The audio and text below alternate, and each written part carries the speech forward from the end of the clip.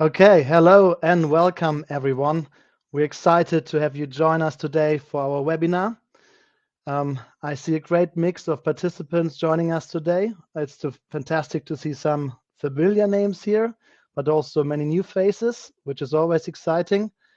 And I can see that we have attendees from various industries joining today, including finance, healthcare, can see CPG, beauty, fashion, retail, and I can also see some of our automotive clients. That's fantastic. Welcome to this webinar. Let's kick things off. Today we will speak about the silver generation, which is one of the fastest growing demographics in the market today. And we at Human8 believe that this presents an incredible opportunity for brands to innovate beyond traditional age stereotypes. And while more participants continue to join, let me begin with a super quick introduction of our speakers today. First, we have Angie here. She has more than 20 years of experience working across a range of industries, such as healthcare, retail, and CPG. She is in Minneapolis right now. Right, Angie? Great that you're joining us today. And then we have Thomas Troch, our Global Head of Innovation. Hello, Thomas. With over 15 years of experience, Thomas has worked with iconic brands like Anheuser-Busch, Google, L'Oreal, Mars, and PepsiCo, just to name a few. And he delivered award-winning projects. Great to have you here, Thomas. And then finally, my name is Niels Neudecker. I'm the Managing Director of our US team at Human8. And like Thomas, I'm based in New York City. With that super quick intro, I would also like to hear from you. And we are going to have a live polling now. And I'm asking you a very personal question related to your own age. But don't worry, you don't have to reveal your actual age. But I want you to think about how you feel about your age. Do you feel younger or older than your actual age? And you will find the polling icon on the lower right side of your screen. Let's take a quick moment to answer the poll, and we will reveal the answer immediately. Let's have a look how everyone is feeling today, older or younger.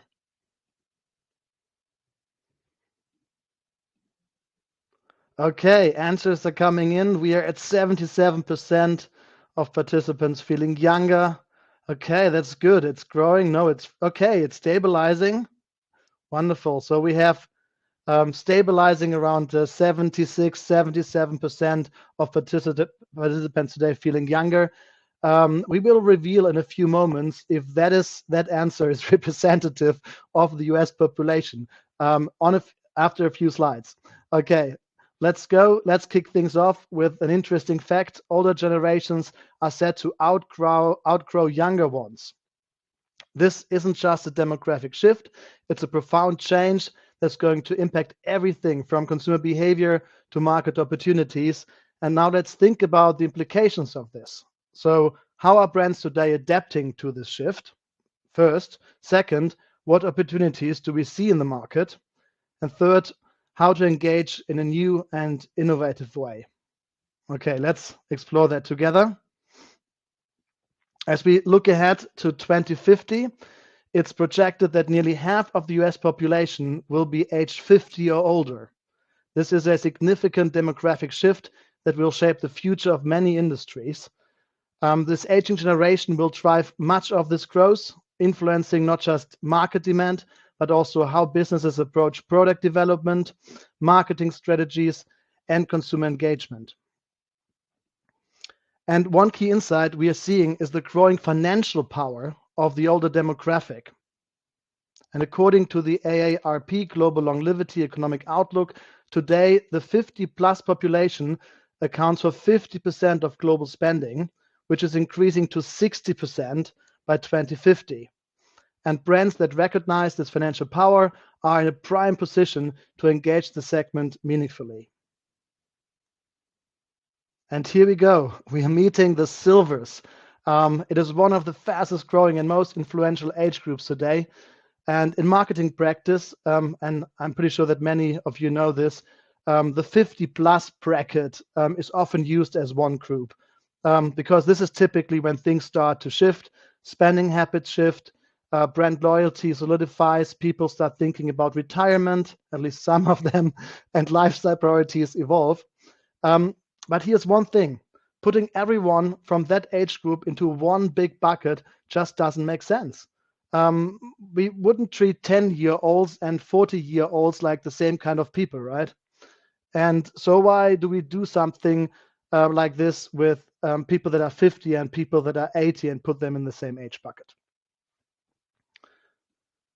In fact, we ran a survey with US consumers aged 50 and older, and 94% of people in this age group disliked being categorized into a generation, so the silvers. This is a stark reminder that we need to think beyond stereotypes and instead recognize individuals for who they truly are. Just like any other age group, silvers want to be seen for their unique preferences, interests, and needs, not as a monolithic group. And further reinforcing the sentiment, 62% of people in the silver generation don't see themselves in a typical description of their age group. They're rejecting the outdated stereotypes of aging, and we must reflect this both in the way we market to them and the way we communicate with them. And you see the number here? Moreover, it's 91% of US silvers that believe they should be understood as individuals, not grouped by age. And this highlights the need for brands to approach this group with a more nuanced and personalized strategy, one that recognizes their individuality and diverse life stages. And as part of our research, we set out to understand what truly defines this group, what drives them, and what matters to them. So we identified 5 distinct personas that bring their diversity to life. From the energized explorer to the rebuilder, each persona reflects distinct behaviors and needs. But what they already really share all together, they are redefining what it means to age. So let's have this example here. You're seeing Jin, 59 years old. It's the energized explorer. He is a full-time product designer in Shanghai. Jin thrives on learning new skills and being first to try new tech. He leads an active life and feels optimistic about the future. And still he leans on family support in small ways. And Jin looks for brands that encourage exploration and help him build greater independence. Then we are moving to Helen. Helen is 81, the ambitious adopter who is adjusting to life after loss, and she's managing daily health challenges. She's eager to connect, trying new things, and contribute to her experiences. Helen values brands that treat her as capable and curious, not defined by any age or limitations. And then we have Nicole, 69 years, the vibrant visionary. She's a wellness coach and entrepreneur in Austin. Nicole lives independently and sees this stage of life as her most empowered moment yet. And she embraces technology, she rejects stereotypes, and she looks for brands that match her pace, values, and sense of purpose. And using the data in the back, we turned these personas into AI avatars, which is pretty cool because now you can interact with those personas to better immerse ourselves in their worlds. And again, each story is different, but they all share one thing: they are redefining what it means to age.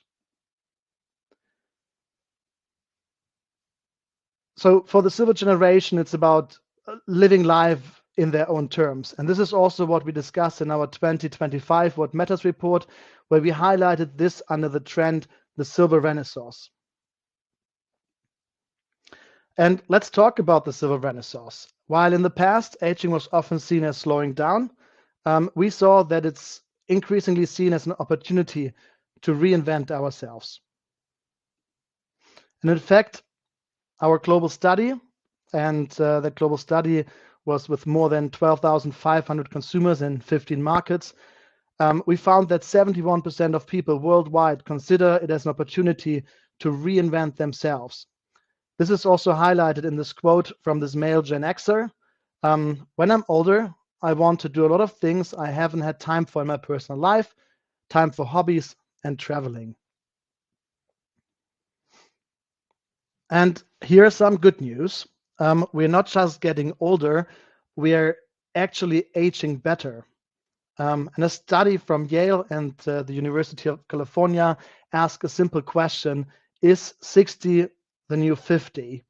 And they looked at the biological age, so how old your body really is, not just the number of birthdays you've had.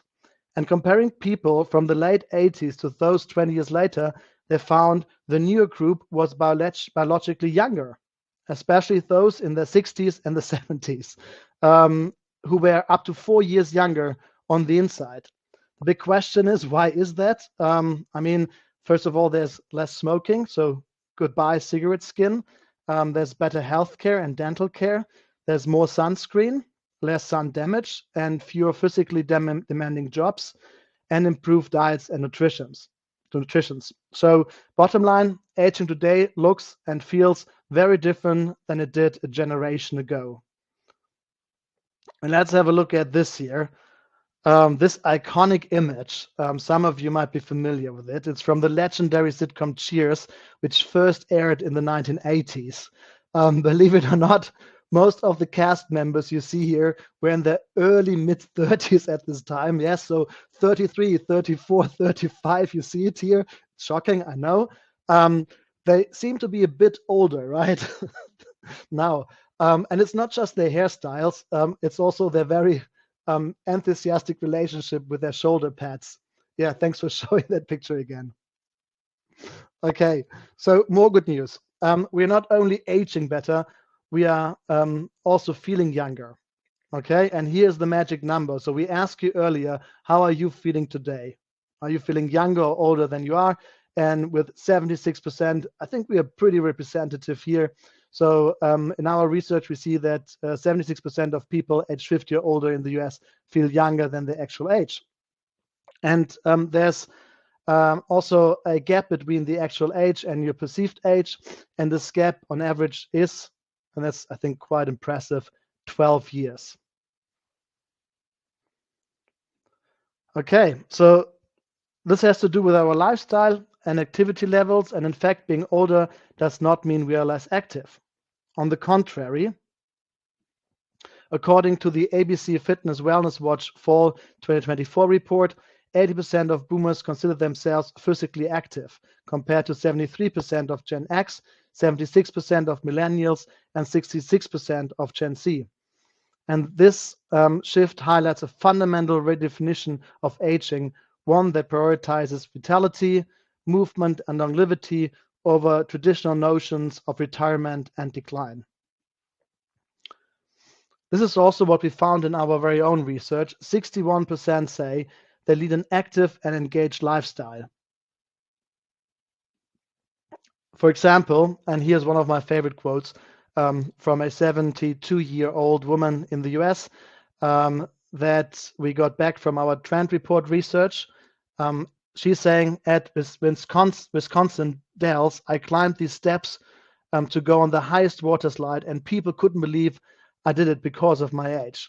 And you see here on the left side, you see the picture. She not only climbed up all the stairs to the very top, but then also enjoyed the thrill of going down the water slide. And it goes even deeper. We found that 71% of people over 50 in the US still have big goals and ambitions they want to chase. So aging is not about slowing down or standing still. It's about stepping into a second spring, a new phase full of purpose, passion, and possibility. And at this point, I would like to bring in Angie, because I know that Angie has brought some great examples for us today. Angie, over to you. Great. Thanks, Diels. This is fantastic. So we truly are seeing a shift in focus from limitations to aspirations with these audiences. And it's really visible across many things. We're seeing older adults launching social media careers. They're running marathons. They're starting businesses, and they're really reliving their life to the fullest. So in particular, we have a few examples here. We'll start out with seniorpreneurs who are kind of really leveraging their experience in life to challenge stereotypes against retirement by starting their own business. And this is an example of a brand called 1 Degree C. It's a cold brew business located in Singapore, started by Richard Koh at the age of 54. And his story is really cool because it just shows how entrepreneurs aren't just staying active, they're innovating, they're taking risks, taking out small business loans, and tapping into growing consumer demands with their own fresh perspectives and resilience. And up next, we've got the Grandfluencer crowd. So they're, again, challenging these conventional norms and stereotypes through social media. This is Irvin Randall. He's actually a second grade teacher and model who showcases contemporary fashion through a senior lens and really highlighting that trends can be for that mature demographic. Let's take a look up here from Randall.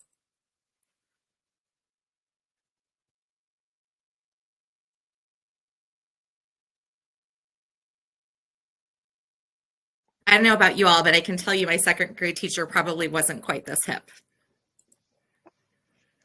All right. And this changing dynamic is also showing up in a lot of our really dynamic client work. And we've done some work with Halion, and I know we've got a number of our Halion partners with us today, a leading consumer health company, of course. And Halion wanted to better understand these older consumer cohorts in China to foster a shift in how they're perceived and how they're valued. And so Humanate used Halion's structural community to tap into real human stories.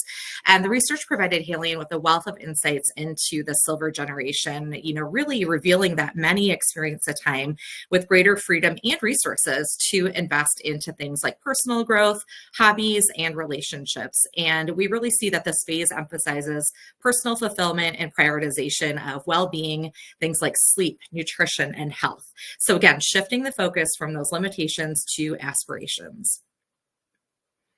Now, at the same time, according to an article from Harvard Business Review, just 5 to 10% of marketing budgets are dedicated to reaching these audiences.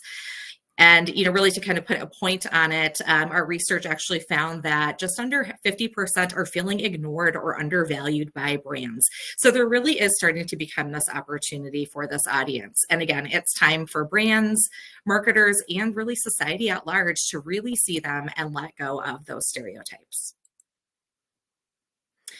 So you might be starting to feel a bit that not seeing them is a missed opportunity, and that's certainly the case. So 63% are telling us that they're more likely to support brands that make them feel seen and understood, and we're already seeing some changes in brands leading the way. So let's dig into a couple of examples. The first one is coming to us from Dove. And again, their campaign here is around this notion of beauty never gets old. So with this campaign, Dove aims to redefine aging as aspirational. So they're featuring real women over 60, challenging those unrealistic beauty standards. Again, something that Dove has been doing kind of over the past number of years, but really highlighting the strength and glamour in the notion of aging. So we'll take a look at this example here.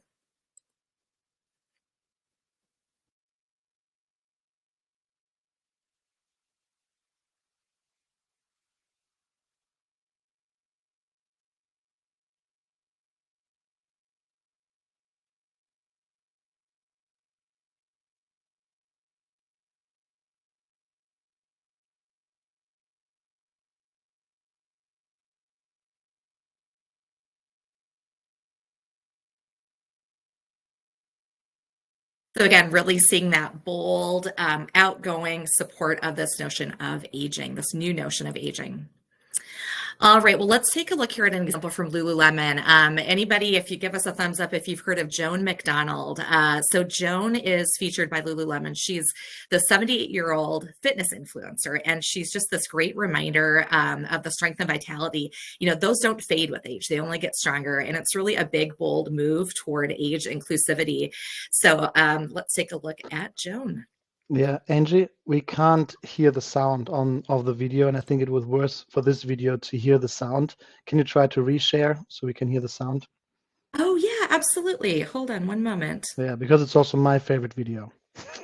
It is a very good video. Well, let's disable our screen sharing and then we'll come back on and do that again. Cool. The previous videos, we just missed a little bit of music, which is very entertaining, but this one has a It's very voiceover. entertaining. This one is really powerful.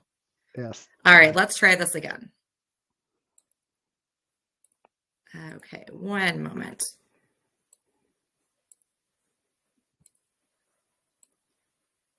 Okay, let's give this a go. Niels, give me a thumbs up if we got it. Oh, great. Another annoying fitness influencer walking in like she owns the place. So annoying. Listen to this. When she was 70, her doctor told her, "You need to change your whole life." And guess what? She did. She changed her whole life at 70. I mean, who does that? And now she's 78, posting all these videos lifting giant weights. She is such a show-off. Who smiles this much? Nobody is that happy all the time. Oh, she's so annoying. What is it about this lady that bothers me so much? What is it? I guess if she can lift 135 pounds at 78, maybe I can lift my butt from this couch at 36. Damn right you can. Maybe I should be more like Joan. Maybe I should be more annoying. Thanks, hon. I knew you'd come around.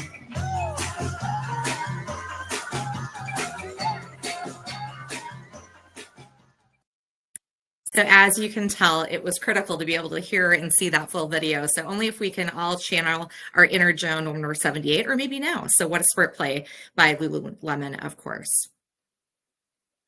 All right, so as you can see, we are beginning to see those signs of change from brands. Those age-positive campaigns to bold stereotype-defying storytelling. Some pioneering brands are starting to rewrite that narrative. We're getting there. And now that shift must go beyond communication and into innovation. So going beyond the say and heading into the do. Because real inclusion isn't just about being seen, it's about being designed for, collaborated with, and catered to from the start. So with that, let me turn things over to Thomas for some thought-provoking content on accelerating innovation. Thank you so much, Angie. So I think indeed the opportunity is clear. And for successful innovation in this area, we really need to move beyond surface level assumptions. Talking about surface level assumptions, we asked ChatGPT to generate a few ideas for silvers in different categories. You see them here: beauty, snacks, entertainment, smartphone, mobility, finance, healthcare. And this is what it came up with. And I'll give you a moment to look at these examples and think about, what do you feel? What do you think? You can put it in the chat if you want to. And in the meanwhile, what we feel is that it's quite stereotypical. It's quite one-dimensional, right? It's about anti-aging, retirement, joint health. When we talk about mobility, it came up with a walking aid, and overall quite bland and clinical in the overall aesthetic. And it's no surprise, of course, that a lot of the large language models are quite biased if we don't feed it with like more rich and nuanced information and knowledge bases. So how do we really map where to play, what to create, and how to succeed in the silver market? And in this part of the webinar, we'll give you actually a great starting point because we're sharing 5 innovation platforms from our research applied to silvers. And we'll go through all 5, helicopter overview and 1 in depth. But before we do that, we also want to share how we actually got there. And for innovation projects like this, we apply our now, wow, how engagement model, starting in the now, really maximizing what you already known, and then using that to be really purposeful in the wow stage, where we're engaging with silvers in a more intimate, in-depth way. And then we think that in innovation, a lot of our work is or in a lot of the work that we see that sometimes longevity of insights can be lacking, right? There's a lot that happens between the front end of innovation all the way to a successful market launch. So we want to make sure we keep those insights alive, that consumer centricity alive. And the how stage is all about bridging that gap and just taking those outcomes closer to actual impact in market. So we'll use silvers as an example, but you can see how this can apply to multiple types of innovation streams. In the now stage, Angie and Niels already mentioned, we leveraged some of our work from the What Matters 2025 report, where the Silver Renaissance was one of the chapters. We combined that with extensive social listening and even research from publications like MIT Age Lab, and you see a picture of them there. And that really set us up for success to then engage with silvers in a really purposeful way in the next stage. And I like to think about this as almost like the scaffolding of what the work would look like to then really fill that out, bring that to life in the wow, where we collaborate with silvers. This is where our qual at scale approach comes in. So we'd like to take you through our definition of qual at scale, starting with reach. And we've already mentioned it. I think sometimes when we're engaging people in insights, we kept it at 65. Why do we keep it at 65? Here we really went broader and we engaged a group of silvers from 50 to 94. Being purposeful also in the markets, up to 15 markets. We didn't do all of the methods in every single market, but we did engage quite a broad set of geographies. Then when we're thinking about the next element is richness, it's really about getting a really granular feeling of what people think, what they feel, what they do, using video, image, text, and audio captures. So techniques like AI moderated interviews, live interviews in certain markets, and then we validated our platforms in the US, the UK, and China.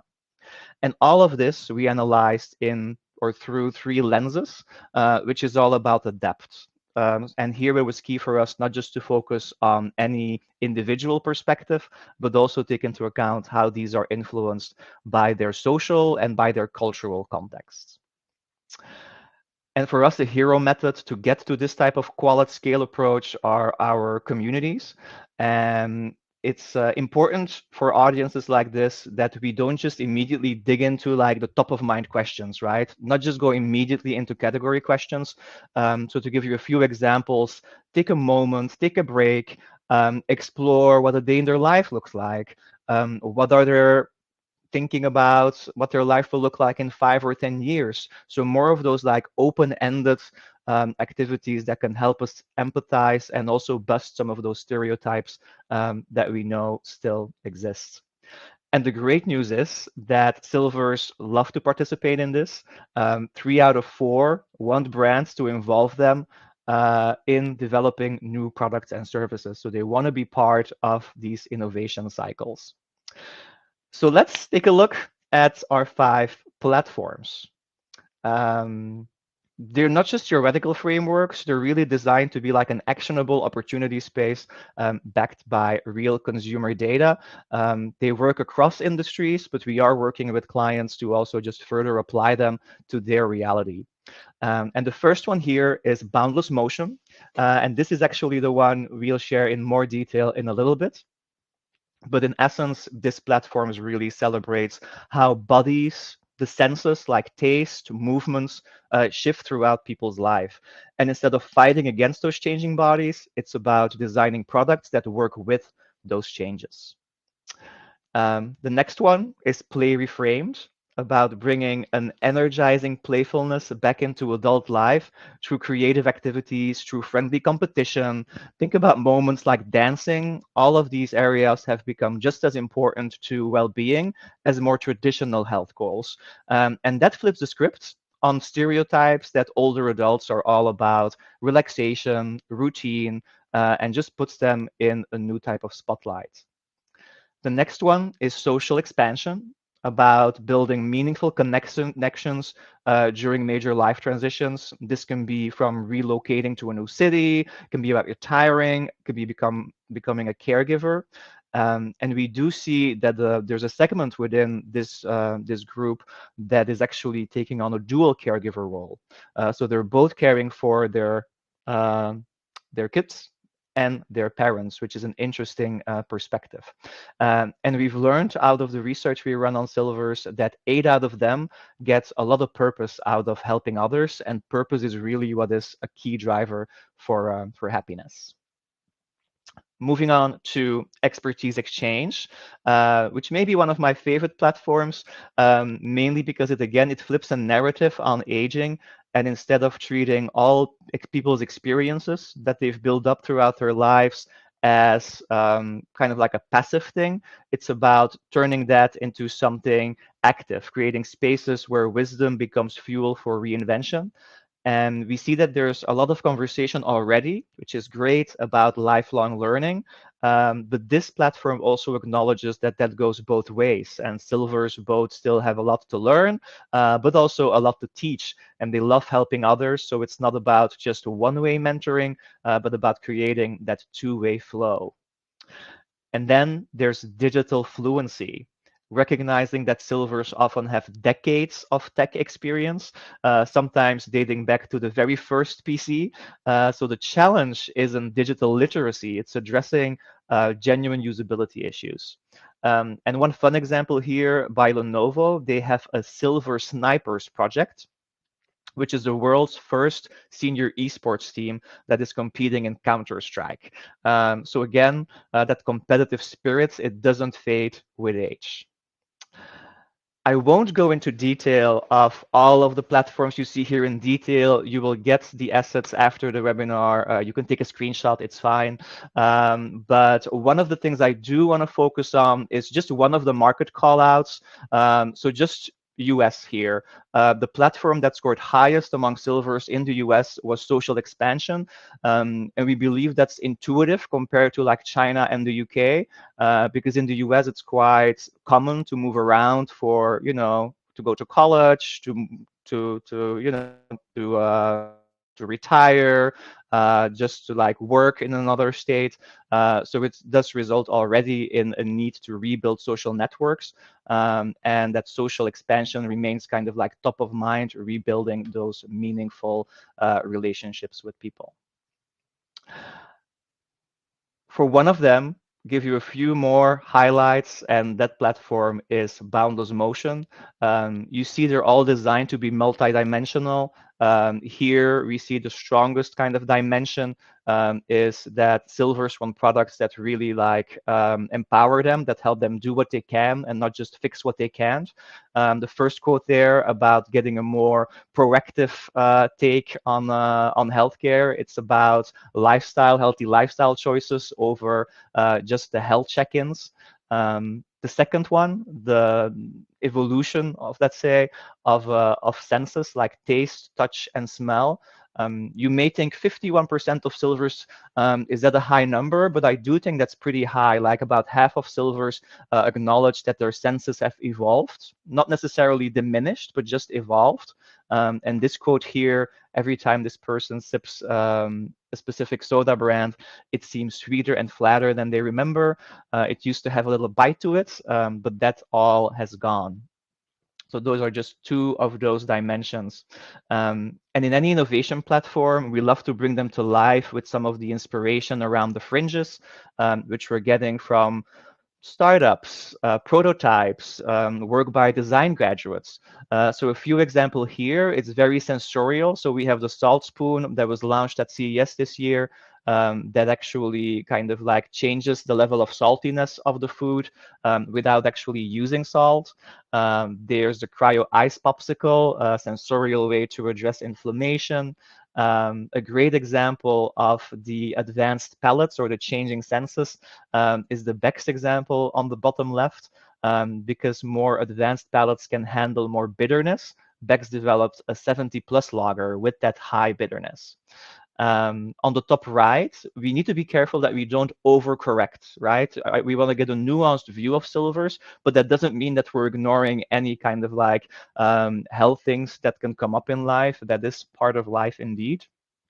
So there's things like the mobility for life, which provides a way of getting around that's actually adapting with silver's needs. And then the Superflex Aura powered suit, I really enjoy as a way to assist muscles when needed and give you that extra boost, but also doing it in a pretty sleek way. And then one last thing here, just kind of like to flash again how these platforms come to life. Each of the dimensions is represented here by a specific consumer insight, and then some of the scientific work that we found in this case about those evolving senses and the interplay of senses is also part of that as like inspiration when we're getting into brainstorming and activating on these platforms. And that's really also the next stage, right? Like, how do we take those further? And for us, that means quick experiments. And in this case, we generated a series of what we call sacrificial concepts.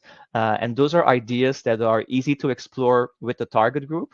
And it's not about falling in love with those ideas, but it's about getting them there to help us get some further understanding on the actual platform. Throughout this now, wow, how journey, we heavily used our AI canvases capturing subject matter expertise, here innovation expertise, from reframing insights to driving divergent thinking. And these divergent thinking techniques have resulted in some of the sacrificial concepts that we'd like to show you next. Again, to give you an idea, the first one here is a twist layer scent that allows users to adjust the fragrance intensity as their sensorial preferences evolve. So they can like twist it, and they can also change the intensity of specific notes of a specific fragrance. So really celebrating these changing sentence as an opportunity instead of a problem to fix. And then the other one that also taps into that sensorial evolution is a drop boost flavor, adding complexity to drinks, again, for those more sophisticated palates. So people can decide how much bitterness, smokiness, or citrus they're adding to their beverages. And a few more just to flash through, seeing how it comes to life in finance, in entertainment, embracing their movement, in smart UX interfaces. You get the idea. So we showed you how we got to those opportunity spaces for silvers, gave you like a very brief idea of how we then turn those into some ideas, in this case, sacrificial concepts. But for this group, it's really essential to nail the longevity of these insights and the go-to market, because we want to stay clear of any stereotypes in communication. And a great example, if you remember the Beck's Silver Can 70 Plus I just showed, their communication is a great example of go-to-market.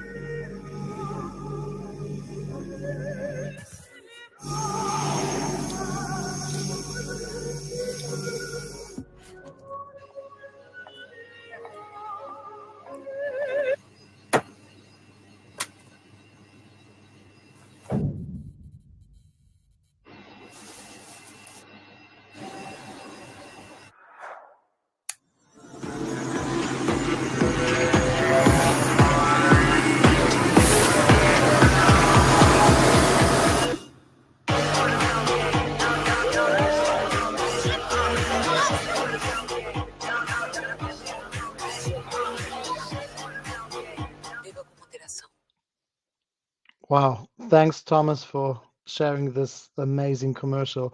I will definitely try to get a back 70 plus tonight. Hopefully they will accept my ID. Let's see.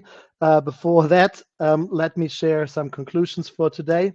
First, silver is the new gold. By 2050, 60% of global spending will come from people over 50. And yet, shockingly, only 5 to 10% of marketing budgets are aimed at this group. This is not just a gap. This is a massive opportunity for brands. Second, and I think you will see it when we click one more time, let's address what we call the 12-year gap. So 78% of people feel younger than their actual age. So we need to stop designing based on chronological age and instead focus on how people feel. And third, we need to take a three-dimensional approach. So understanding people today means looking beyond demographics. We must capture their individual, social, and cultural contexts. And at Human Aid, we do this by leveraging the 5 key platforms that Thomas was just presenting and introducing. And each of these help us to understand behavior, identity, and influence in a more holistic way. And as you can see, today's 50 is not yesterday's 50. Let's innovate with that in mind.